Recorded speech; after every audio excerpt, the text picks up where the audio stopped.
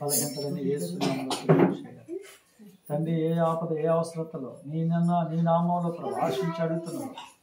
అడుగు ప్రతి వారికి ఇచ్చేవాడు తండ్రి. దయచేయండి నాయన, ఆపద నుంచి తొలగించు.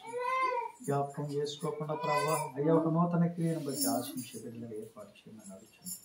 ఆ రీతిగా నాయన జ్ఞాపకం చేసుకు, కుటుంబాన్ని దీవించు, సమాధానంతో నింపు, సంతోషవచ్చు. బిడ్డలందరినీ దీవించు, కష్టకాలు చేతుకొని దీవించి పరీక్షలుగా తండ్రి చేసేవా నీకు వందనాలు. కృపను బట్టి జ్ఞాపకం చేసుకుని తన బలహీనతలోనైనా మీరు తోడు బలపరిచి ఉన్నారు. బలవంతమైన చిన్న కుమారులు దీవించి ఆధారంగా కడ వరకు వాళ్ళ బాగోగులు చూసుకున్నట్టు ఒక సమయం మీరే సమకూర్చి సంతోషగానాలు ఉత్సవపరుస్తున్నారు. స్తోత్రాలు ఆ రీతిగా వాడుకుంటున్నారు. మీరు ఆధారమైన తోడైన బయలుపరచండి, ఆధారమైన వేస్తూ భయపరచండి.